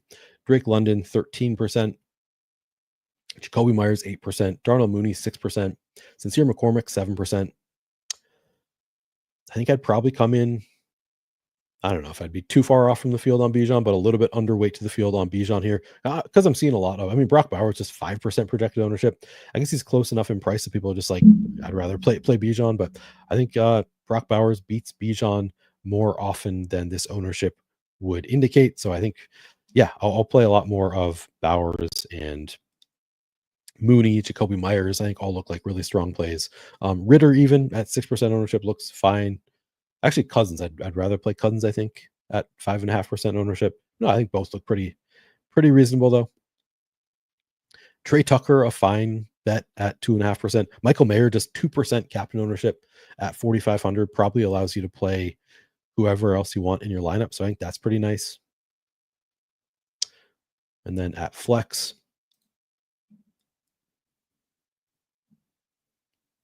Bijan just not as high ownership. I guess all of his ownership is in the captain spot, 42% at flex. Myers, though, again, 33.5% looks pretty good to me. Mooney, I really like at 29% ownership at flex. Bowers, 28% seems strong. Ray McLeod looks good, 26.5%. Looks like once again it's going to be Michael Mayer standing out to me. 14% ownership at 3,000 for a guy who got 9 targets last week and has awesome coach speak. I would just lean in on Mayer here. I'm going to be well overweight to Mayer. I do think the defenses look good again. Raiders 16.5%, Falcons 17%. I probably want to be overweight to both defenses. The kickers look pretty good with bad quarterback play against bad defenses. You know, maybe they end up on the right side of the field, but just can't get into the end zone more than usual. So I like Carlson here. I like Youngway, Koo. Both look like pretty strong plays. Algier, again, if you want to get away from Bijan, some nice leverage at 22.5%. Just hope that he spikes a 12 carry game with a few of the targets, eats into Bijan more than usual. You see it from time to time. Could happen. Madison, maybe a fine pay up to be contrarian at 6% ownership at 6,600. I probably get above the field there. I don't know. That's close. Amir Abdullah, significantly cheaper here. So this is, I guess, more ownership too. But I think I like him a little bit better here than I did on the main slate at 3,400.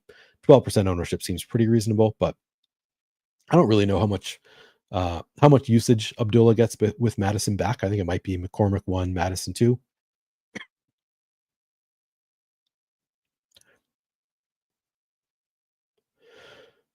Yeah, Trey Tucker 21% looks pretty good. Sincere McCormick 29%. So yeah, I think I probably end up underweight to Bijan slightly. I'm debating who I'm fading to get to because I like some of the cheaper guys quite a bit. Gonna have to fade somebody. Probably a slight fade on the quarterbacks, I suppose. Leaving a bit of salary on the table. Maybe I don't get to 21% Trey Tucker.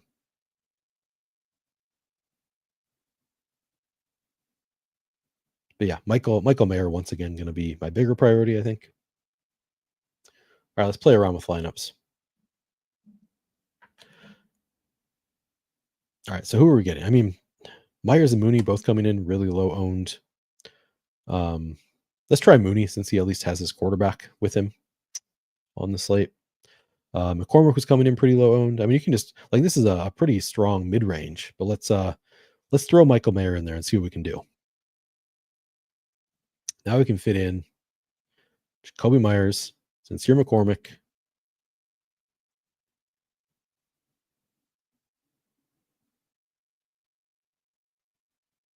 Kirk Cousins. I could fit in Desmond Ritter too. I'm not loving the way this lineup is shaking up because I feel like if I put Ritter in here, suddenly this looks like it's just going to be a fairly chalky lineup with 300 left over.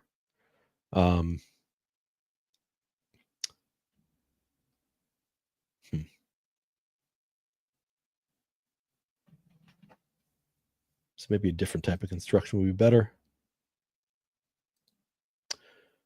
Maybe I leave McCormick out.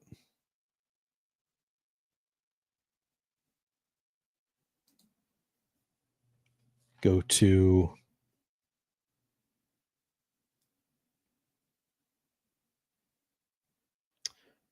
kicker defense. Let's go Raiders defense with Kirk turning it over and over. Now I guess with Cousins in there and the Raiders defense, we've pulled enough levers that we can get a little bit more. Maybe we throw Bijan into this one. And now we could play Ritter over Drake London. We're leaving 1,100 on the table with Mooney, Cousins, and Bijan being the stack. And then you've got Ritter with Michael Mayer and Raiders defense. I think this one like pulls enough levers that it's not going to be duped a ton. I think it kind of works for a large field GPP. All right. I should probably get to building my lineups, but let me check in on any questions and stuff before I go. Yeah, that's a good idea too. This is one where you can play Bijan with Tyler Algier. Would be a nice way to build on both lineups, honestly.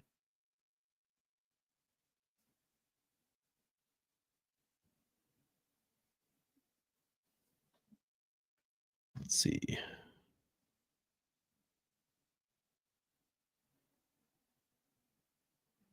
All right. I am pumping up my Algier ownership, both on Showdown and the main slate. I'm going to be, he is getting a fair amount of ownership, so I'm not going to be like way over the field, but I'm going to have a good amount, I think.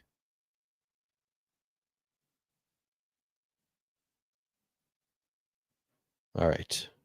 Kevin says, Kevin always gives me a run. Go make your lineups. I'm giving myself more time this time than I usually do, but appreciate that always. Yeah, I usually don't give myself enough time. I think I can do it tonight.